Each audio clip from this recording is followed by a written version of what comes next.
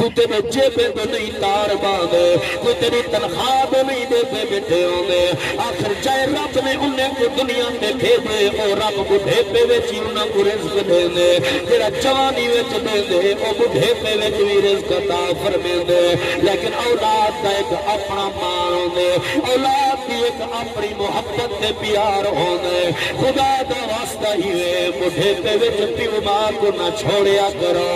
میرے رب دا پاک قرآن 15واں سپارہ اعلان فرمے دے، فرمایا وَقَضَى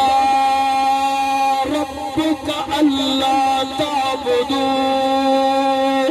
إِلَّا إِيَّاهُ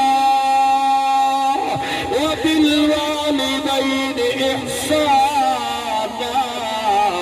إِمَّا يَبْلُغَنَّ عندك الكبر أحدهما أو كلاهما فلا تقل لهما أف ولا تنهرهما وقل لهما قولا كريما